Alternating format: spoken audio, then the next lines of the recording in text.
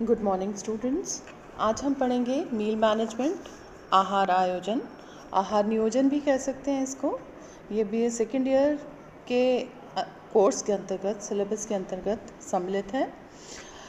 आहार आयोजन करने के क्या फ़ायदे होते हैं? तो आहार आयोजन सबसे पहले तो हमें सिखाता है कि किस प्रकार से हमें किसी भी प्रकार का आयोजन करने का फ़ायदा सबसे पहले ये होता है कि वो अपने उपलब्ध सीमित संसाधनों में किस प्रकार से हम अपने लक्ष्यों को स्थापित करें और फिर उनको प्राप्त करें। तो जब हम आहार आयोजन की बात कर रहे हैं तो उससे प्रमुख रूप से हमें 2 लाभ हो जाएंगे।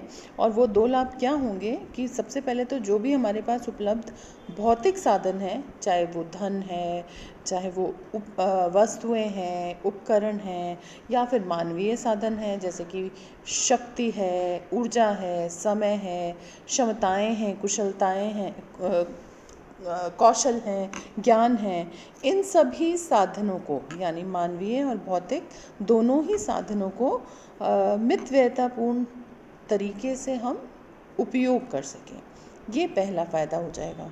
और दूसरा लाभ क्या हो जाएगा कि हम परिवार की आहार संबंधी मूल्य और लक्ष्यों को प्राप्त कर सकें और उनको पौष्टिक भोजन उसी निर्धारित आय में हम उपलब्ध करा सकें। तो ये बहुत ज़्यादा बेनिफिट है। आहार आयोजन हम करके चलते हैं तो उससे प्रमुख रूप से ये फ़ायदा रहता है कि सीमित आय में हम परिवार के सभी सदस्यों के लिए अच्छा उत्तम पोषण जुटा सकते हैं। अब जब आहार आयोजन की चर्चा हम करेंगे तो हमें ध्यान रखने की बात है कि कुछ सिद्धांतों पर ये आधारित है। बहुत ही इम्पोर्टेंट क्वेश्चन है, principles of meal management, Hindi में कहेंगे आहार आयोजन के सिद्धांत।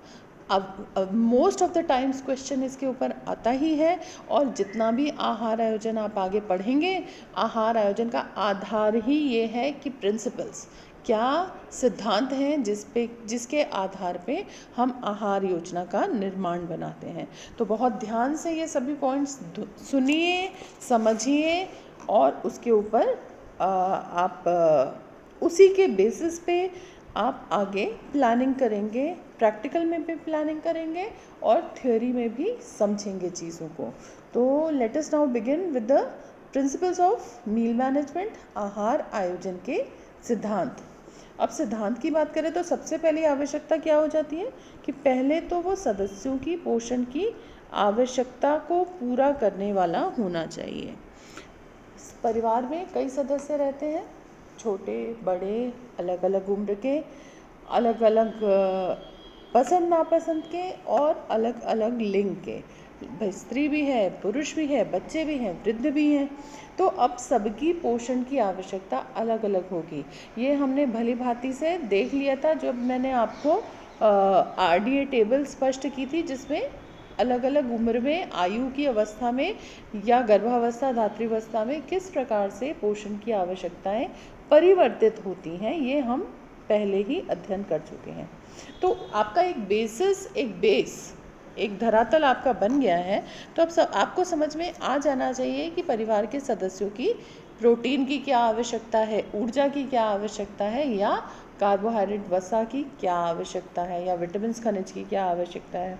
उसको देखते हुए आपको उपयुक्त भोज्य समूह से उपयुक्त चीज़ें सम्मिलित करनी हैं और प्रयास ये करना है कि सभी फूड ग्रुप्स में से रिक्वायर्ड नंबर ऑफ सर्विंग्स आप इंक्लूड करें आहार आयोजन में, ताकि परिवार के सदस्यों की पोषण की आवश्यकता पूरी हो सके। तो इसलिए बहुत आवश्यकता ज़रूरी है। बच्चे हैं तो उन्हें ज़्यादा कार्बोहाइड्रेट की ज़रूरत है, ज़्यादा प्रोटीन की ज़रूरत है, वसा की भी आवश्यकता है उनको। तो अब जब हम पोषण संबंधी आवश्यकताओं की बात करते हैं तो बहुत ही ज़्यादा ज़रूरी हो जाता है कि हम भोज्य समूह के बारे में वापस रिकॉल कर लें। फूड ग्रुप्स के बारे में मेरा ऑलरेडी एक वीडियो लेक्चर बना हुआ है, नहीं आपने देखा तो उसको देखिए, समझिए, जिसमें कि सभी फूड ग्रुप्स के बारे में, भोज्य समूहों के बारे में मैंने आपको बहुत अच्छे से विस्तार से समझाया हुआ है। अब जब हम भोज्य समूह, ये भी एक महत्वपूर्ण प्रश्न है, दोबारा दोहरा रही हूँ मैं, क्या क्वेश्चन आता है कि विभिन्न भोज्य समूहों के बारे में विस्तार से चर्चा कीजिए। कौन कौन से भोज्य समूह हैं जिन्हें हमें आहार आयोजन में सम्मिलित करना होता है। तो ये जो भोज्य समूह हैं इनकी चर्चा हम कर चुके हैं। अनाज है, दालें हैं, फलियां हैं, हरी पत्तेदार सब्जियां या अन्य। हरी पत्तेदार सब्जियां कौन सी होती हैं? वो सब्जियां जो पत्ते जिनके डार्क ग्रीन लीफी हैं, जैसे कि पालक हुआ, मेथी हुआ, गाजर के पत्ते हुए या धनिया पत्ती हुई। इसी प्रकार से सरसों का साग हुआ, प्याज के पत्ते भी आप इसमें इंक्लूड कर सकते हैं। तो ये क्या हुई? हरी पत्तेदार। पत्तेदार से मतलब पत्ते से ही संबंध है, हालांकि पत्ता गोभी इसमें इंक्लूड नहीं होती। बहुत से छात्राएं ये गलतियां करती हैं कि वो पत्ता गोभी को हरी पत्तेदार सब्जी में समझते हुए उसे आहार योजना में सम्मिलित कर देती हैं, लेकिन नहीं, ये आपको क्लियर होना चाहिए। डार्क ग्रीन लीफी वेजिटेबल्स ही इस कैटेगरी में आएंगी। और अन्य सब्जियों के अंतर्गत कौन सी होगी? अब हरी पत्तेदार के अलावा और कौन कौन सी होती हैं?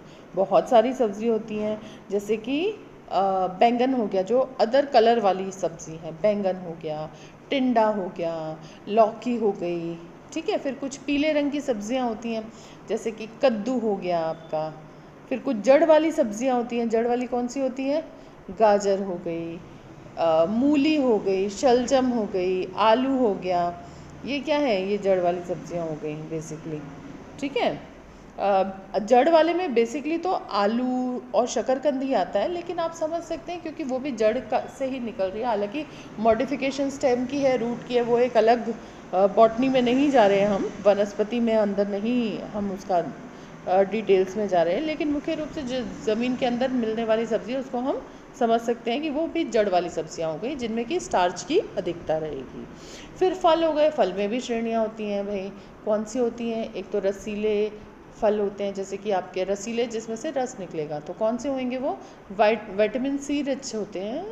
खट्टे जितने भी होंगे, खट्टे मीठे से फल होते हैं, जैसे कि अनार, किन्नू, पाइनएप्पल, जिसे अनानास बोलते हैं, और संतरा, मौसमी, ये सब इस श्रेणी में आ जाएंगे, सिट्रस फ्रूट्स की श्रेणी में या रसीले फल की श्रेणी में।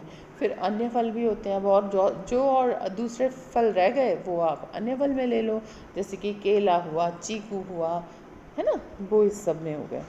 फिर एक और कैटेगरी जो देखो आप भोज्य समूह में, दूध और दूध से बनी हुई चीज़ों की हो गई, जो कि highly protein rich, calcium rich होती हैं।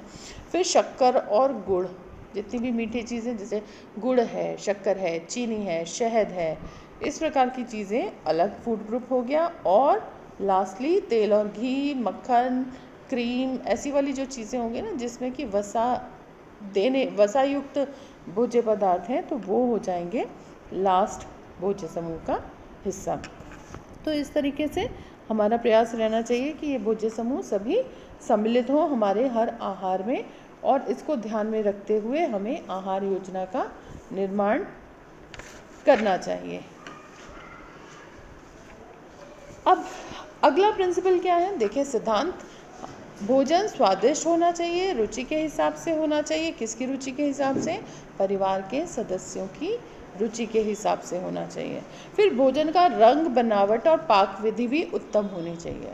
रंग और बनावट, खाना हम खाते बाद में है, देखते पहले हैं, तो भोजन की आई अपील होनी चाहिए, यानी है वो हमें आँखों से अच्छा दिखने वाला होना चाहिए, स्वादिष्ट होना चाहिए। दोनों ही चीज़ें आवश्यक हैं कि भोजन पौष्टिक भी हो और भोजन स्वादिष्ट भी हो। अगर भोजन स्वादिष्ट है लेकिन पौष्टिक नहीं है तो वो शरीर को फ़ायदा नहीं करेगा, और अगर पौष्टिक है लेकिन स्वादिष्ट नहीं है तो व्यक्ति उसे रुचि से खा नहीं पाएगा। तो दोनों ही चीज़ों में संतुलन ज़रूरत है, और यहीं पे कला आ जाती है कि किस कलात्मकता से आप खाने को, क्या विधियों को उपयोग करते हुए बनाते हैं कि भोजन का पोषण मूल्य भी रहता है और भोजन खाने में स्वादिष्ट भी लगता है। फिर भोजन परिवार के सदस्यों की रुचि के अनुरूप होना चाहिए। अब भोजन के रंग, बनावट और पाक विधि उत्तम होनी चाहिए। पाक विधियाँ बहुत सारी होती हैं जो कि आप फर्स्ट ईयर में ऑलरेडी पढ़ चुके हो, जैसे कि उबालना हुआ, खदकना हुआ, स्टीमिंग है, जैसे कि रोस्टिंग होती है जिसमें कि सेकते हैं आप उसको, ड्राई रोस्ट करते हैं, बेकिंग होती है, बॉइलिंग होती है, उबालना होता है जिसे बोलते हैं। तो बहुत सारे different types of cooking methods हैं जो कि हम ऑलरेडी फर्स्ट ईयर में चर्चा कर चुके हैं। एक और महत्वपूर्ण बात आ जाती है, वो है जो आप ये लाइन देख रहे हैं ना, इसमें भोजन का रंग और बनावट। अब खाने का रंग और बनावट अलग कैसे हो, उसमें नयापन कैसे हो, ये भी एक इम्पॉर्टेंट क्वेश्चन है कि आप भोजन में किस प्रकार से विविधता ला सकते हैं। इसी को आगे चर्चा करेंगे हम, आगे पॉइंट्स देखिए। इसी प्रश्न का जवाब देते हुए अगला सिद्धांत मैं ले रही हूँ कि खाने के रंग में विविधता होनी चाहिए, उसकी सुगंध में विविधता होनी चाहिए, रचना में विविधता होनी चाहिए। रंग में विविधता से क्या तात्पर्य है? कलर अलग अलग होना चाहिए। अब मान लीजिए आपकी थाली में परोस दिया पालक की रोटी, पालक का साग, पालक का रायता, तो कैसा लगेगा? सभी हरा हरा हो जाएगा। तो क्या ये उचित चुनाव है? बिल्कुल नहीं है। रंग में विविधता कह रहे हैं, जितना ज़्यादा कलर्स हम अपनी प्लेट में लाएंगे, सम्मिलित करेंगे, उतना ही खाना पौष्टिक होगा, ये मान के चलिए। अब वो रंग कहाँ से आते हैं? रंग आते हैं प्राकृतिक रूप से, फलों सब्जियों से। तो जैसे कि पीली दाल बनाई, ठीक है, उस पीली दाल में पालक का क्या कहें, दाल पालक बनाते हुए उसे दाल पालक बना दिया, तो क्या हो गया? आपकी हरी पत्तेदार सब्जी भी सम्मिलित हो गई उसके अंतर्गत, और प्रोटीन देने वाला लेग्यूम या दाल भी सम्मिलित हो गया। तो दाल पालक एक डिश हो गई। अब साथ में आपने बना दी उसमें पम्पकिन रोटी यानी कद्दू की रोटी हो सकती है। कद्दू की रोटी कैसे होती है कि भाई आपने कद्दू को कद्दूकस कर लिया। कद्दू जानते ही हैं आप, पीले रंग का होता है। उसको आटे में गूँथ लिया, उसको हल्का सा, चाहे तो स्टीम कर सकते हैं। स्टीम करने के लिए बहुत ज़्यादा कुछ करना नहीं होता। उसको 1 चम्मच पानी डाल के उस भगोने में, पतीले में या जिसमें भी है, कि उसी पानी में वो एब्जॉर्ब हो जाए और मुश्किल से 10-15 सेकंड आप उसको पका लो हल्की गैस पे। तो ये स्टीम हो जाएगा हल्का सा, कि उसी के पानी की भाप से वो खाना पक जाए। तो उसको आपने आटे में गूँथ लिया, तो ये आपकी इस आटा जो तैयार हुआ हाई फाइबर आटा हो गया, क्योंकि इसमें कद्दू की गुणवत्ता है, तो इसलिए उसकी आपने रोटी बना दी। रोटी में भी हल्का येलो कलर आ जाएगा, विविधता आई ना खाने में। अब रायता आपने बना दिया गाजर का, तो गाजर का रेड कलर आ जाएगा उसके अंदर। कद्दूकस करके हल्की सी गाजर को भी स्टीम करके और फिर आपने रायता बना दिया। अब ये रंग में विविधता आ रही है।